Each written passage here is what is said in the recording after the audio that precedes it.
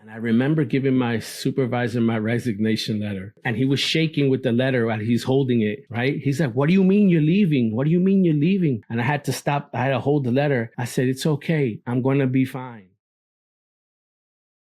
Like me, when I go in the pool, I don't take the first step. I do the cannonball. I avoid that overthinking, walking step by step, getting colder and colder as I get in the pool. And you know how I go.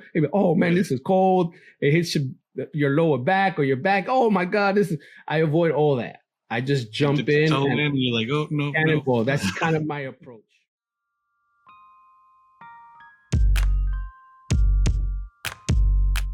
Hello and welcome to Dream Start Own Podcast, the path to own your time. I'm your host, Edgar the Connector, and today we got Mando. What's up, yo? What's going on, everyone? How is everyone doing? What's up, Edgar? What's up, man? We've run into each other, but we've never had a real good conversation, so looking to have it now. That's right. Where are you based out of? I'm in Brooklyn, New York. Brooklyn, New York. Nice. Yep. Born and bred. Born and bred. Okay, cool. Brooklyn. I've visited New York once, probably about 15 years ago. I need to go back. New York has a lot of history. You know, it's America's first suburb, if you look back into time, right? Yeah. So people kind of migrated to like Ellis Island. I mean, they came in through Ellis Island. They live in the Lower East Side predominantly, right? And obviously there was a water in between. So, you know, as time evolved, people started getting closer to the other side. And that's where Brooklyn kind of became America's first borough. And some of America's greatest leaders, athletes, entertainers have come from Brooklyn, New York. So we have that inbred in our blood. Cool. I didn't know that, man. Good history lesson there. Little bit. Your real estate deli on your hat. You got some merch there. Tell me about it. Well, yeah, dude, I've been working on this project for 6 months. I had this idea, this dream forever. Let's give it 20 years. I'd say I wanted to always have a design, like a T-shirt, something like that forever. I went,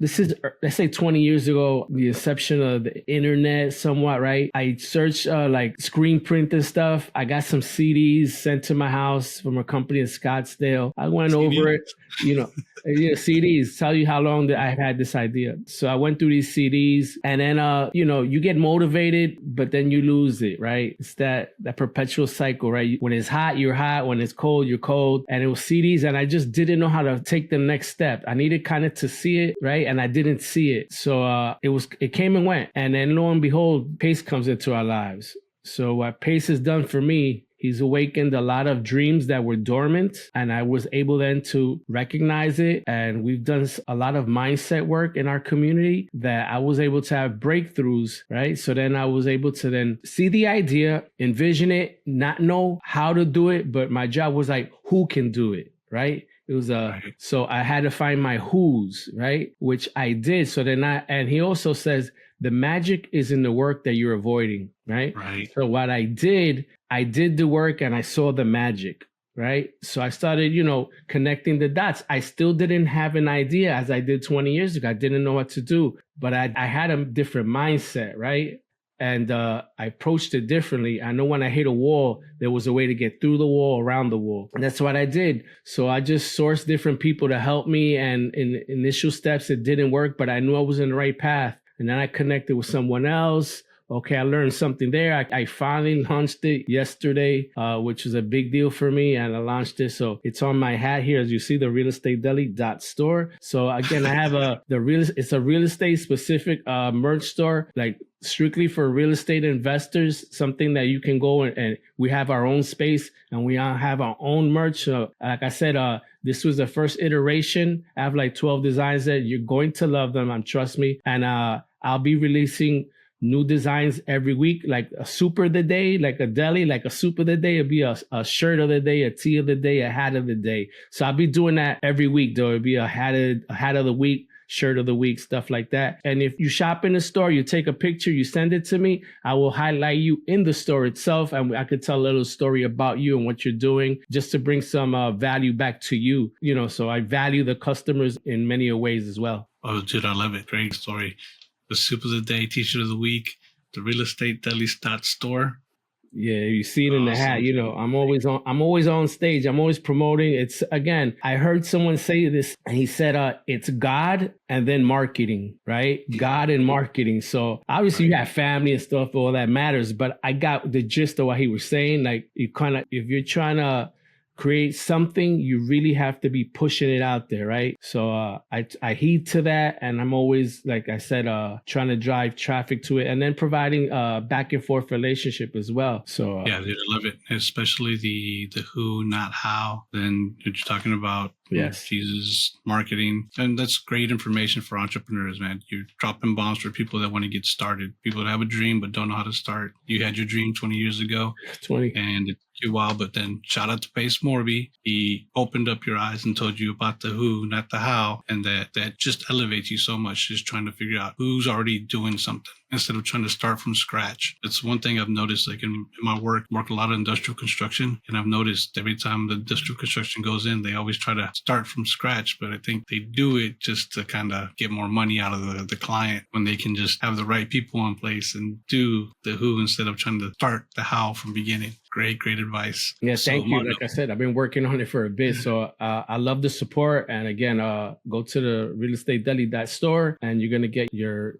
real estate specific merch and you're gonna love it. Trust me. Yeah, we'll put a link down below so you can see it, and then leave a comment, see what kind of designs you want to see. If it's a good idea, we'll make it happen. Oh, for sure. Yeah, cool. Is it just on your website, or are you also doing other, like Amazon at all? No, this is only on Shopify. So you go on my link there, you'll see there. And again, it's literally been out 1 day. So again, I will be doing other stuff. I'm excited to even do collabos with other people. Let's say a person like Pace. This is something I actually sent them a package last week for his birthday, and I sent them 2 hoodies and like 5 shirts, and he received them, and he said he was going to be wearing them all this week. So he's supporting as well already. Yeah, he's awesome about doing that. I know he does that for Justin Timanowski's creative designs that he does. So it's pretty cool. What would you have told yourself 20 years ago to try to get started sooner with your CDs and your print screening? Obviously, you know, yesterday, if you want to start something, yesterday is better than, let's say, tomorrow, right? Get it done immediately, right? But again, 20 years ago, I didn't have the accessibility that I have now, right? It just everything's so digitized that there's actually stuff in place that you can just have the idea and just put all the parts together, right? Do a little bit of back end knowledge on this space, merchandising, and you'll get it done. 20 years ago, you would probably have to buy a screen printing equipment and stuff, right? I literally have no equipment. I do have some stuff, but you know, it would entail a little bit of more work, right? It was a little bit of a different time. So I think those were barriers, not big barriers in hindsight, but big enough for me to make up an excuse and not move forward, let's say, right? Because sometimes, you know, again, we do get in our own way. We're our biggest detractor to ourselves is ourselves, right? Sure. We put up, if there's a wall, we might even put up a higher wall, right? So, you know what I'm saying? So if you see that wall that, man, there might be some stuff that I need to purchase, like equipment. That's kind of a wall. I'm gonna build upon that wall, right? And be, oh, this is impossible. I can't do it. And you forget about it, right? For sure. The timing was right now, right? The timing, it was meant to be now, I say, right?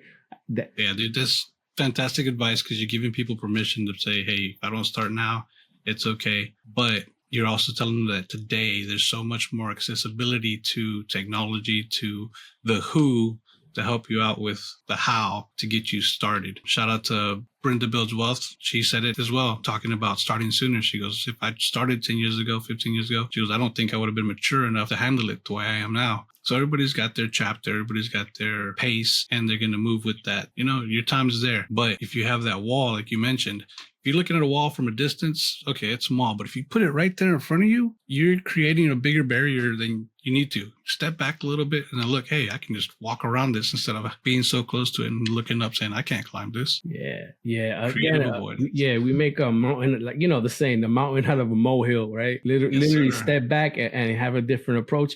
But a lot of that stuff has to do with mindset issues, right? Especially, let's say you're a 9-to-5 or a regular Joe, like millions and millions and millions of us are. We're preoccupied with work and stuff like that, responsibilities, that sometimes we lose ourselves, right? And we don't get to we don't get the chance to discover ourselves, our strengths, our weaknesses, what do you want to accomplish accomplish, your visions. We kind of lose all that to the monotony of the day to day, right? I was able to understand that once I was able to step away from my employment as well, right? So again, it's a lot of mindset work. It really is, right? It's a battle within you and you. 100%, man. Dropping bombs there. So you said you left your employment, so your W-2? Let's get into that. I worked in healthcare forever. I got hooked up by my dad, my mom. They worked here in New York City in the healthcare system forever in their generation. They brought in, it became a legacy job. My dad and my mom brought in like 12 to 15 of our family members into the fold, right? So it was a tribe of us working in 2 different institutions. So I was there for a long time. I used to even do my summer youth there, work during the summers. So I got acclimated, that was part of our family. And like I said, I was able to step away because of real estate. So I was able to step away because of real estate because my mom was an investor. The story begins with my mom.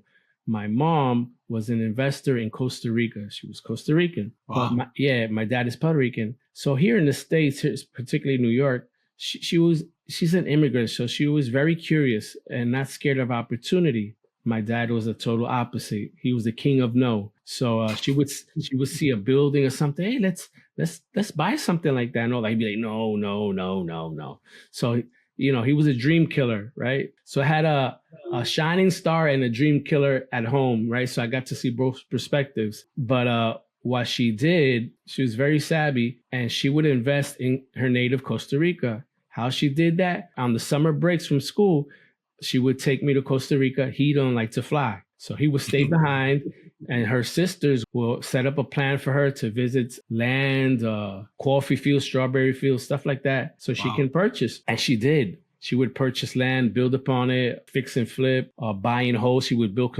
new construction and just rent it out long term. And she would buy like coffee fields, strawberry fields, and have those and provide work for others. So these are things I seen as a kid, right? So I see both perspectives. So she didn't let her dream die by him just saying no to her, right? Which is very important, right? Sometimes your biggest detractors is your family. So imagine your husband being your biggest detractor. So she didn't sweat it. So I got to see that. And so I learned those traits at home: financial responsibility, like credit card responsibilities, little things like that I learned on the early on that I started growing up. You go to college, I don't know about you, but in college here, when the semester starts, there's a whole bunch of tables outside and they pushing all these credit cards to the students. Oh, yeah. Right? So you relate. These kids, if they're not prepared, they'll apply for these credit cards, they'll max them out, max them out. And then they don't have a way to pay it back. So away, now they're in bankruptcy, right? Now they're, so they're not even at college and they already got red marks on their credit profile. I got to skip the line on that because I learned those lessons at home, right? So I saw the trap, right? I see the trap coming. So again, I just had a different relationship at home, and I got to see it through my mom. And she helped me actually get into my first investment as well. Shout out to your late mom. Strong mom. Yeah, dude. She was the dopest. Fantastic, dude. How long ago has it been that she's passed? She passed 8 years in January, and yesterday was her birthday. And yesterday I launched my merch store going back to in honor of her. And yesterday was the 5th year anniversary that I resigned my job. And then it was also my 5th year wedding anniversary as well. So I like to create a story in time, right? I'm a storyteller. So I create a moment out of thin air. So I just picked that day, my mom's birthday, to honor her and make the day special. So that's why the store was launched yesterday. Mind you, I thought about it 6-7 months ago, and the timing was just so right that I launched it on her birthday. So, the world works in mysterious ways, right? Oh, yeah. Shout out to Mando's mom up there. Happy belated birthday. That's right. And happy anniversary, and happy door launch day, and then happy resigning from your W-2. Again, that day I will always build something will always happen great in that day as well. So real estate is what got you to be able to leave your W-2? Yes. So going back to that, since I already had my foot in the game, years ago, I read Robert Kiyosaki's book, right? The Real Estate Bible, basically, Rich Dad, Poor Dad. And it just opened up another layer of understanding how you can leverage real estate and get out of the workforce environment, right? Through real estate, through cash flow, let's say, right? So understanding that and knowing that, I was able to accumulate more properties. And over time, I then knew I had the power, right? And if you're a workforce worker, psychologically, you give something up on a job. Right? Let's say you have children, you have grandparents or your parents, and you take care of a lot of people. You have to be there, right? If you don't have another source of income, you're a slave wager. You're there, right? And there's no leverage. Like sometimes you might feel like your boss or supervisor did something wrong and stuff like that. And you may feel like you don't have a voice to say something about it because you don't want to risk your employment because of the people you have to take care of, right? And the 100%. employer innately knows that. Right. So it's all built into the system. And me recognizing that during my last couple of years, well, I always felt like I always had the power. It's just always been me. But now that I had the leverage through real estate and cash flow, I was just more emboldened and more empowered. So I became like a shop steward, a delegate, just to be a voice for the voiceless, let's say. So when people would come to me with issues, I would bring those issues to management, back and forth, because people felt confident. They didn't know what I was doing because I really wouldn't talk about what I was doing because I don't want to dilute my story and I don't want the other side to know, let's say management to know. I just kind of fought a war, right? For me. And I just love to hold my power. I didn't want to tell people what I was doing. I didn't want to dilute myself like that, just to say what I'm doing. All right. I was an advocate for employers as well, because I understood the positions that we were in and the positions that management was in. And I was a powerful voice. So I got the message delivered, let's say. And then as I got closer to leaving, I left in 2020, right? February 25th of 2020. Probably 4 or 5 years prior to that, I told my Mom, I'm leaving this job in no more than 5 years. And she was like, what do you mean? What do you mean? Right? She started projecting.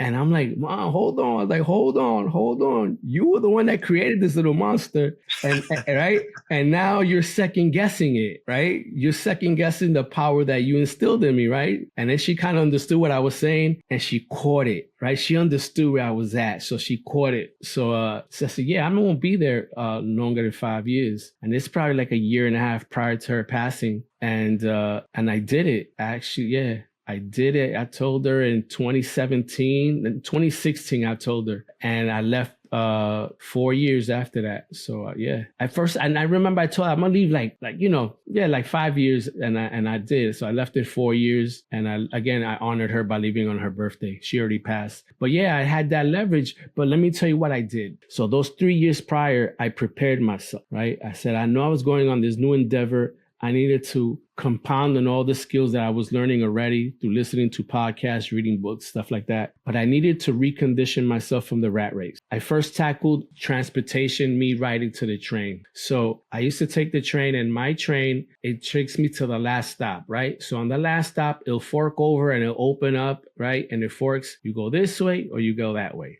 When it goes this way, the doors open on this side. On this side, the doors open on this side. So people would see where the train was headed and they would go to the opposite side where the doors are going to open, right? Just to be close to the rat race again. You're in there, you don't even know it. And I was one of them, but I was able to step back. And I told myself, you're going to be the last person that leaves this train from now on every day. The only reason that you won't be the last person to leave this cart is because there's a police officer or a homeless person. Other than that, you'll be and I did that. Everyone would run out, go up the stairs, right? The masses, leave the station or transfer to a next train. So I had to transfer, and I would just leisurely walk, go down the stairs. And those same people that ran, right, they were there, right? So I got to notice that getting outside of it, right?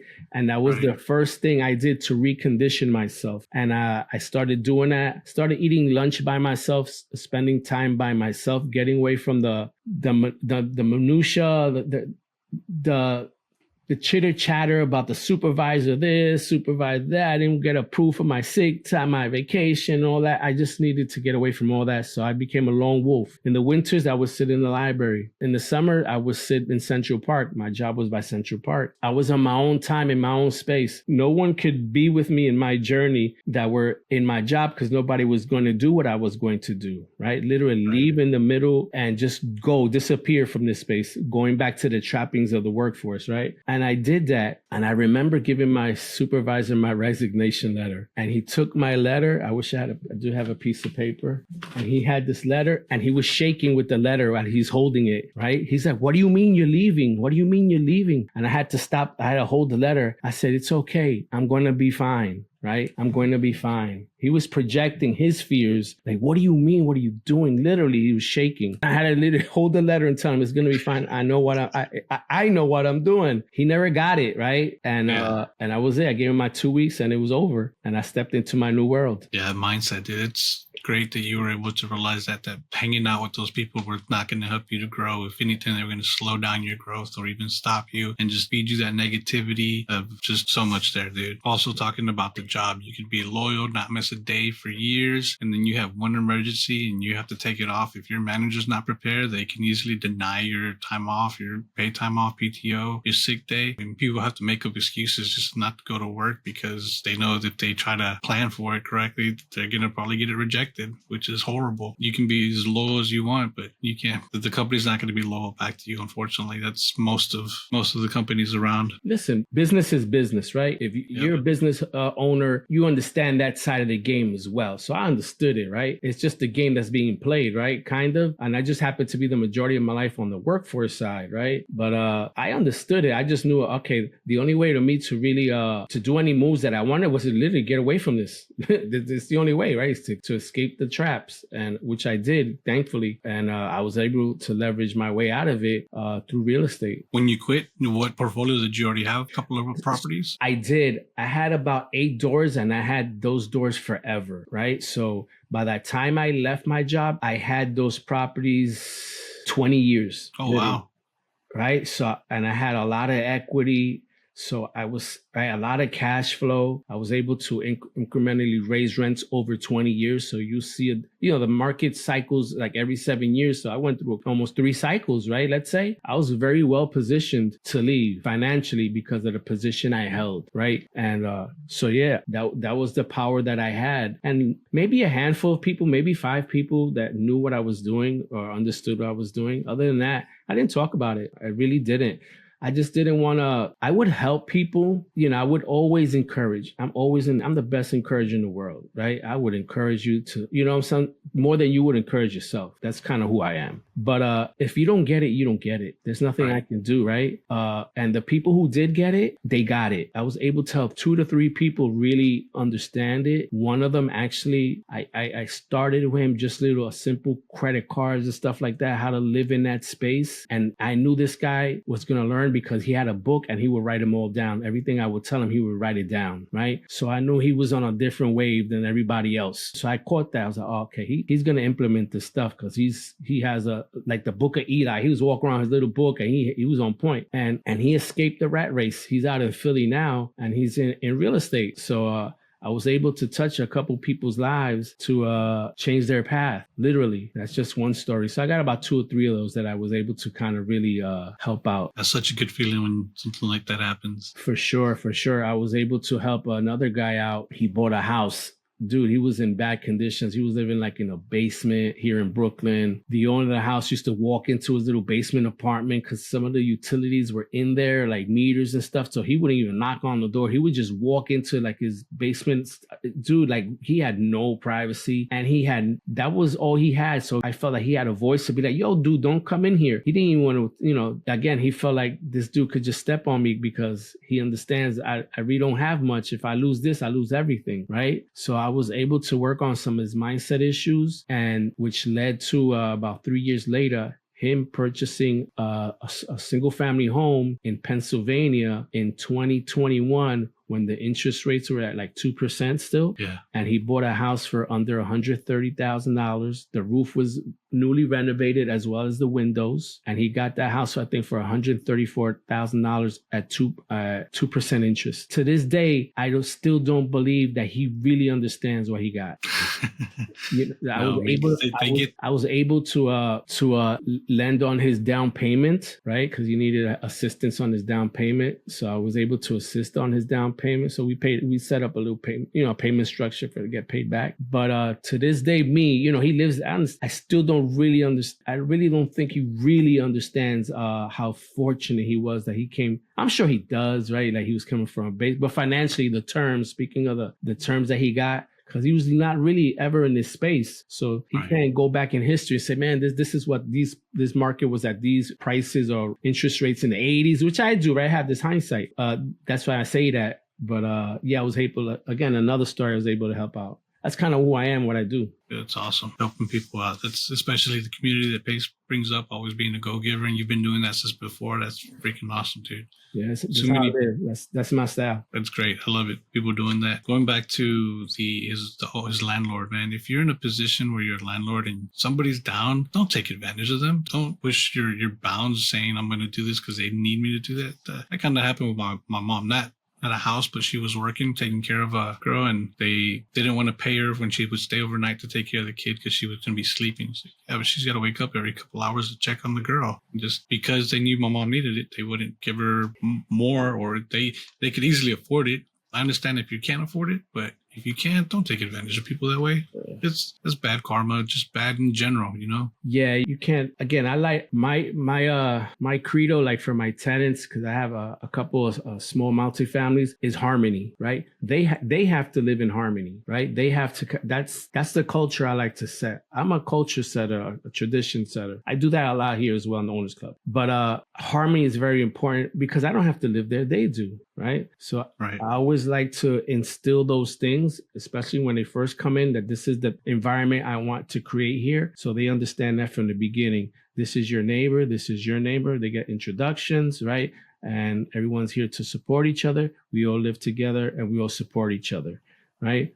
So it provides a level of familiarity with your neighbor, which is very important for me, right? Doesn't mean you have to be best friends, but there's a connection there, right? And if something happens, an emergency, you can knock on your neighbor's door because you kind of understand each other. You live together, right? So those are the things I like to instill as well. Fantastic thought process and culture setting, dude. That's fantastic. So your first property, I know you learned a lot from your mom. How did you get your first property? It was a single family house. It's in Broward County in South Florida. I have an affinity for South Florida. When I was little, we lived there for about 4 or 5 years. So I always loved Florida, South Florida especially. So I would go every year, and I had kind of friends in this particular area. And I just started looking around, and I found I just found something, on market. Like all the properties I bought were on market, like retail. And I needed a small down payment, and she helped me, and we kind of went through the steps together.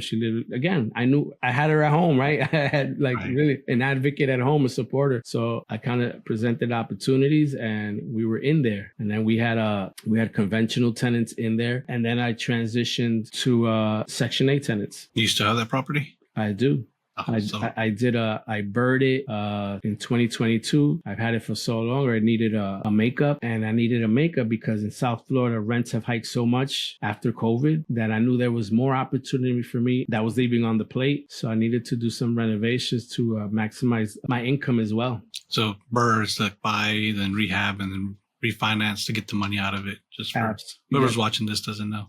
Yes, that's what I kind of did. I had the property. I just, like I said, renovated. I spent some costs in the renovations, which it needed. Like I had it for so long. And then I refinanced it. And I was able to, I didn't pull out too much cash. I just wanted to kind of make it over to, again, like I said, I've had it for, it just needed it, honestly. And I did have it under my name. So I just LLC'd into a business and just kind of created more into a business, right? But yeah. Got it. So you had 8 properties when you quit. Were they all in South Florida, or no? Those other ones in New Jersey as well. I got a duplex in Costa Rica as well. So I get around.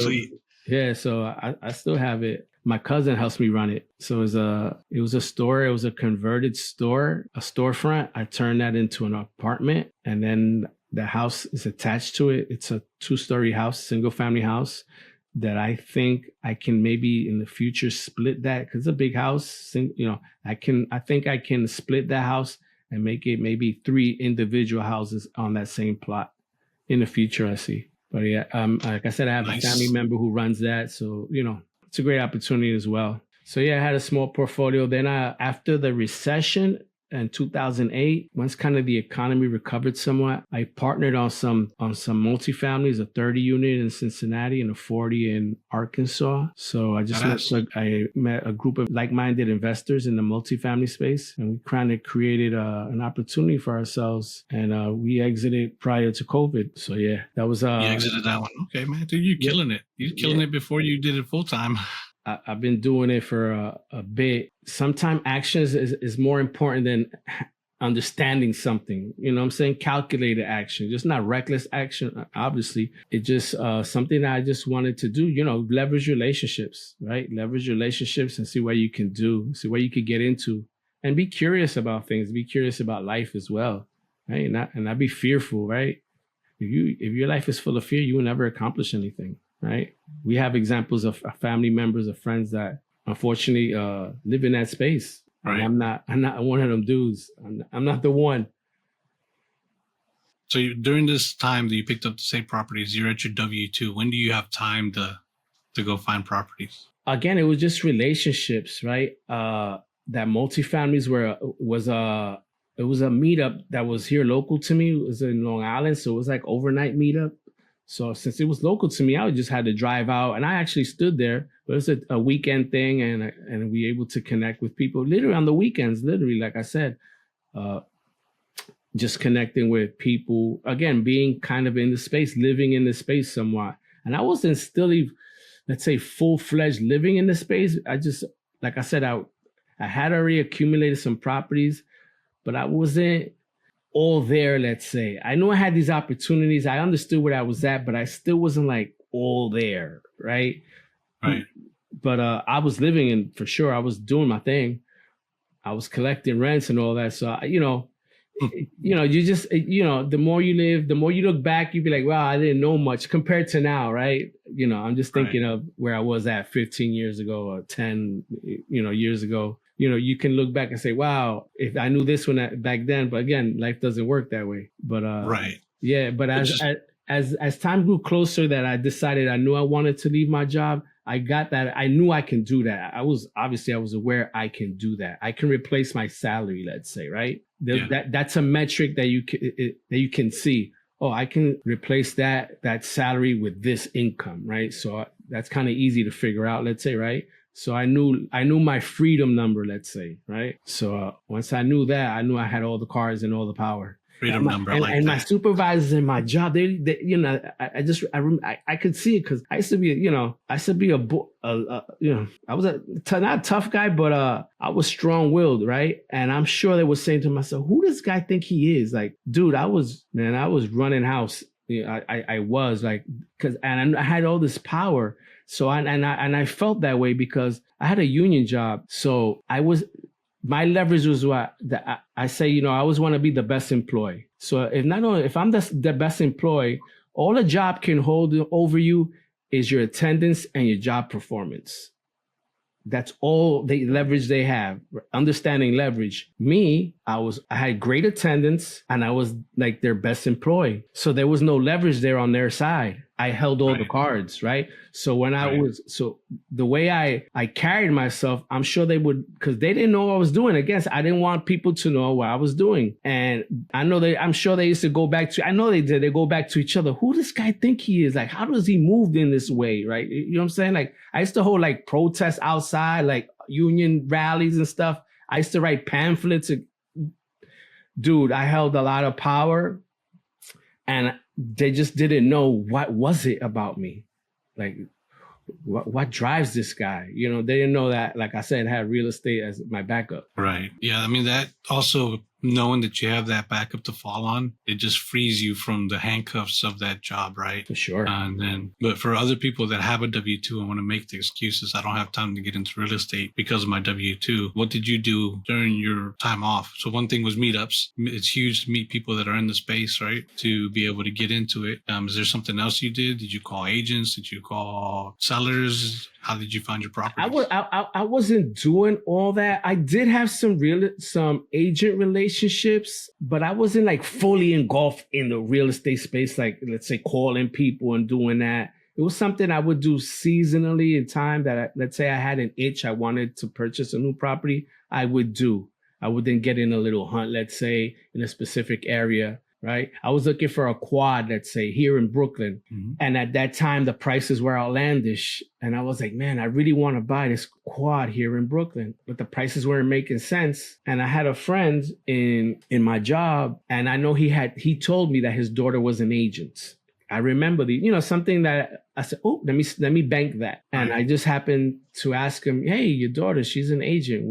I knew he lived in Jersey. I didn't know where. He said, yeah, she's an agent in here. I said, oh, cool. And that was not too far across the bridge, let's say the Lincoln Tunnels. So it was right over the other side of Manhattan, let's say. So I was like, oh, that's right there. Interesting. I scheduled some appointments with her. I went to New Jersey. I learned the areas I didn't know of. And I was like, wow. And they had quads there, like half price of what they had in Manhattan.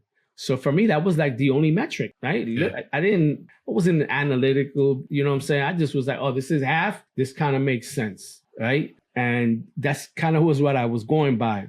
I was just taking action. And eventually I found something and I got it, right? And it was cash flowing, but with time it cash flows more, right? So that's kind of that's my metric is the cash flow, where there's some money here for me to make at the end with the tenants that are existing here. And if I do some renovations, what can I do? That was my only metric. The cash flow rules everything around me. So I did that. And over the years, obviously now I sit in a great place, knock on wood. And that's kind of how I would create relationships. It was seasonal. I would just get an idea, let's hunt for another deal. But it wasn't like I was just in there all the time. I was still living it up, right? I was still young, living, enjoying it. It wasn't like obsession like that. But I knew I had that skill set, let's say, right? And I learned it at home, back to learning it at home. I always had that. It was part of my lifestyle.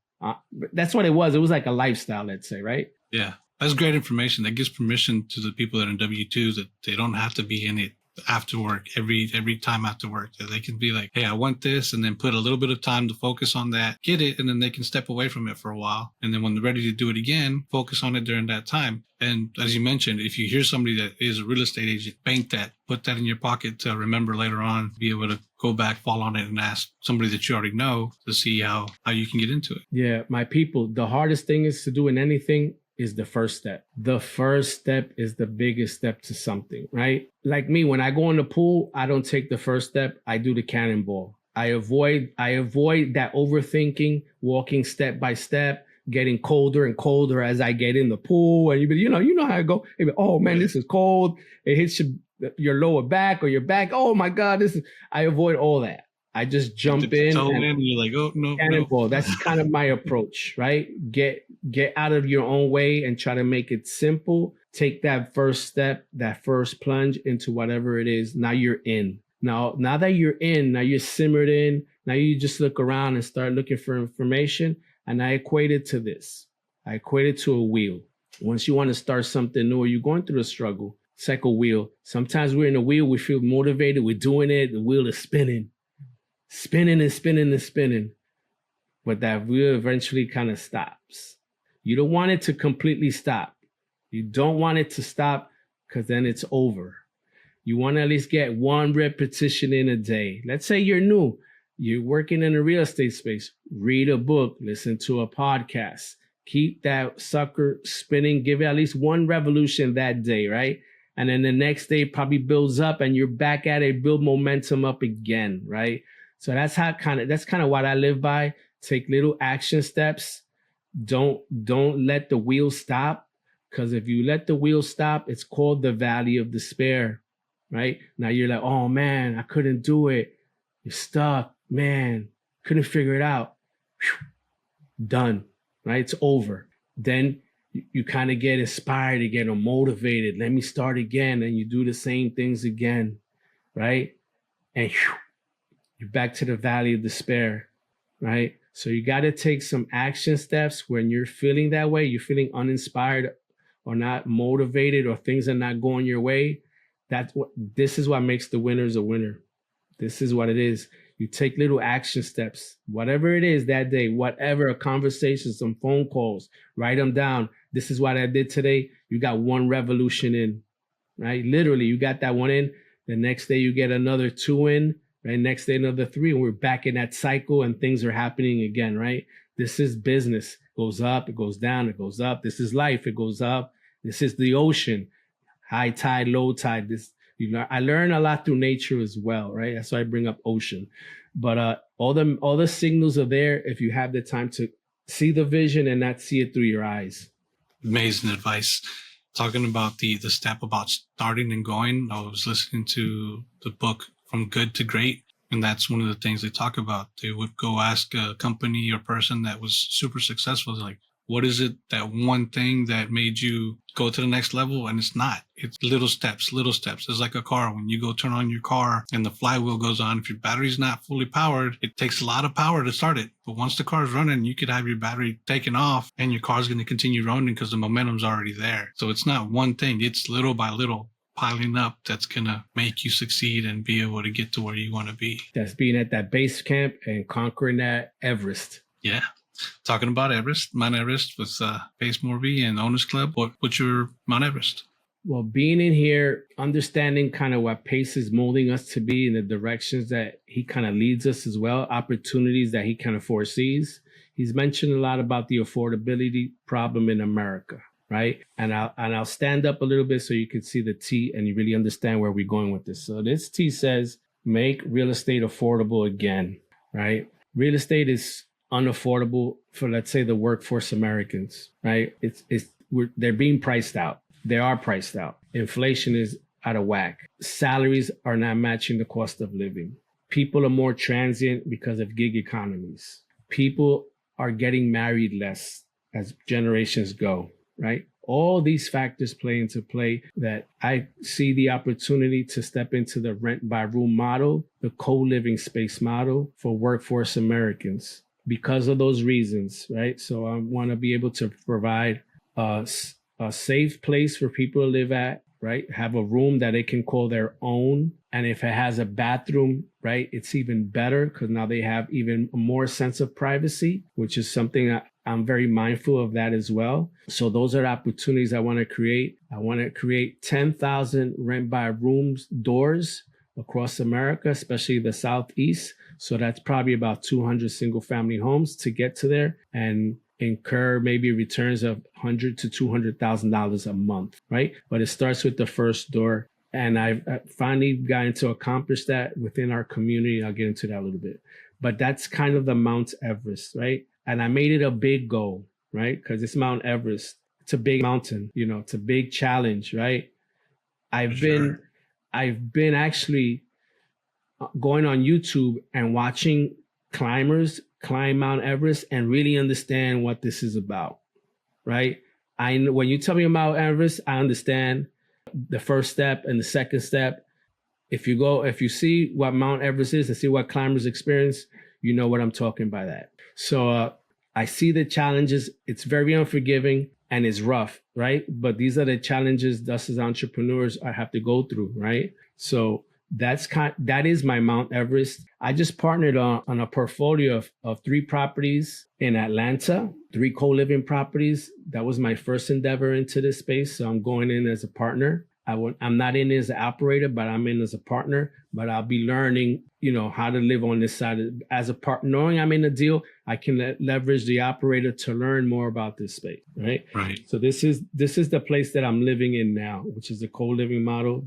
This is where I want to be able to serve Americans. The government is not going to resolve these issues. We the people are the ones that are going to be able to, the private sector, the government, it's not going to happen. It's not going to happen, right? So it's us in this industry that are going to be able to, let's say, put a chink in that armor, right, of affordability and give people a safe haven, something they can go home, a stepping stone, right, that they can save their money and maybe get a nice apartment in a nice neighborhood, right? Just giving somewhere, at least I'm good. I have a room. I'm good. I'm not homeless, let's say, right? And unfortunately, these are the trends that America is showing us, right? So we're just now trying to fill that gap. So that's kind of what I'm doing in the industry. Congratulations on that. Who'd you partner up with? My boy, Michael Minatzakanian. He's Michael. Shout out to Mike. Shout out to Michael Minatzakanian. He's someone that resonates with me a lot.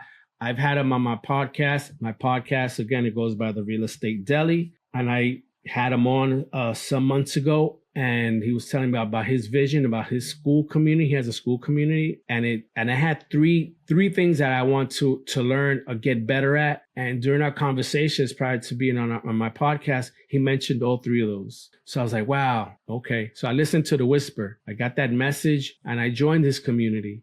Right, like I said, he has a school community of super investors, it's called, and I joined that when we was able to partner, like I said, on a 3-property portfolio that we should be closing on this week or next week soon.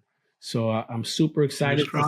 Yeah, so I'm super excited to be in that space, and again, being in relationships with people that you want to be in, being intentful, and that's kind of what was driving me over the last 6 months to be more intentional in this space and what you want to specifically do.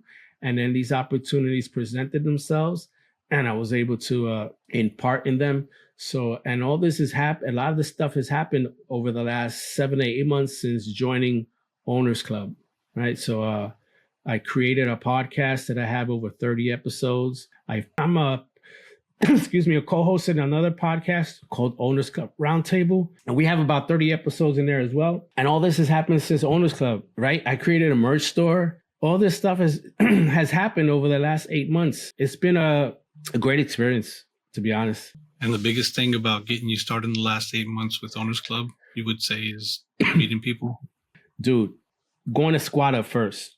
Guys, if you're in the real estate space and you want to take your game to another level, you have to go to Squad Up in Dallas, right? We're in the beginning, right? The summit is coming up soon. You have to get up in there and get your tickets. It's going to change your mind state, the connections you're going to make for your business. If this is the space you want to be in, this is where you want to be in. I could only tell you because I went last year. Edgar was there last year. He knows what I'm talking about. The people watching know. So if you know, you know. But if you want to get in, you got to get there. Be there, get there before I do, right? Because I'll be there. But it's gonna revolutionize your thoughts, and it's gonna be impart so much game, so much game into your game, right? But yeah, it started with Squad Up, brother. It started with Squad Up, and then we joined an exclusive mastermind with Pace Morby as the spearheaded by Pace Morby and Jamil Damji. Shout out to Jamil. I just texted him yesterday. And it's just elevated our games. It literally, so all these things that I'm talking about now, it's accomplishments that I've made over the last 8 months is being in this community. Obviously, I already had the long-term rentals and stuff, but these other things, the store, the podcast. I also even created a GPT. Thanks to Alex Barnett. That's my buddy. I kind of mimic something that he created, right? You learn from others as well. And you say, oh man, I need that. And I just went and I created something. It's a utility GPT. As an investor, as a long distance investor, you might not know about utility costs in said neighborhoods and said places, right? So I created something. It's attached to my YouTube page, The Real Estate Deli, where you input the information, the numbers, right? The square footage of a house, 1,500 square feet, and you ask the prompt, give me all the utility prices for gas, electric, lawn, internet, and it'll give you a baseline of a height, right? And you can input those numbers into your calculator. And like I said, have a kind of a baseline when underwriting, let's say. Now we're delving into really the minutia of real estate. When you're underwriting, you have a baseline there. So just creating value to our audiences as well, to our communities. So I created that and I attached it on my YouTube channel. So it's there. If you search on the top, my link is attached there. You can just press it and you can save it right onto your GPT, your chat GPT. And again, it's just creating opportunities and value for others. And again, all this wasn't possible without me going to Squad Up and then joining Owners Club, right? All this, and there's much more to come, like I said. So I'm also in training to become a broker as well. So this is another tool that I'm installing into my business, a DSR lender. Any lending opportunities, opportunities that you need under an LLC, under an entity, I'll be able to provide. So this is something I'm working on now, leading up to Squad Up. So I'll be able to give more value as well, right? So it's just compounding on the skills that I've learned. And this is kind of the next feather in my hat that I'm putting in as well. So I really look forward to that, to be able to provide opportunities for others in the lending space. And yeah, I'm excited for that. Awesome. You're going to be getting an investor loan soon. Fantastic. Yep. When do you expect to finish that? We have a month to squat up. I'll be ready by squat up. And I have my mentor that I need to, let's say opportunities arise. I got my mentor to be able to walk me, the master, he's a master at this. So I have a master to be able to walk me through it as well. Again, leveraging everything and everyone. That's my motto, right? So create an opportunity with someone that you want to work with, right? They have a social media, flood their social media with comments, right? And follow them. And then eventually they'll follow you back or hit you back. And then you start building that relationship. And then you make an offer. Hey, you want to be on my podcast? Hey, can I join your community? Whatever it is, right? It's got to be a courtship, right? It's got to be a courtship if you want to meet someone new. That's kind of what I do. I attack someone's comments and I make sure I get noticed. And if you have a small following, I know I'm going to get noticed. Because you have a small following, you have a small following, right? So I make sure I get known, and then I DM, and then a conversation starts. It's once I get the hook, then I just make an offer, podcast, or if you have a community, how do I join? Again, relationship building, right? That's kind of how I operate in the space. And that's how you build relationships, honestly, by being present in other people's lives. Some more great advice. Give Mando a like on this, please. Subscribe. It doesn't cost you anything. It's free. Mando, what do you need today? What are you looking for to get more properties, more co-living? You're in Atlanta now. You're in South Florida. You're in New Jersey. Anywhere else you're looking?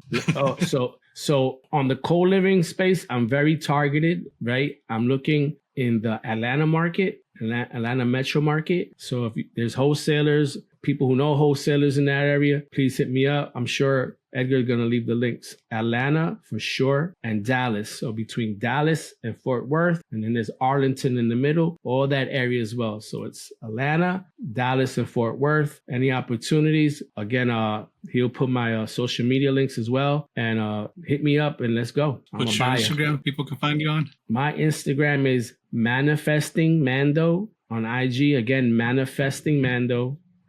On YouTube, I'm the Real Estate Deli podcast. That's me, and that's how you can find me. And I'm sure my boy's gonna post all that, so you can hit me up. Hit me up, man. I'm here for you. Definitely. Everything will be at the bottom, but you got to click the like to see it. I love that. Cool. Any last advice you want to give somebody? You've already given so much wonderful advice just to get somebody that one word they need to hear to get started. Let me speak to the newbie. If you're new to the game or want to get into the game, get with somebody, a mentor. Chase down a mentor, right? You're going to feel a certain type of way, don't have nothing to offer, right? I encountered that. I don't know nothing.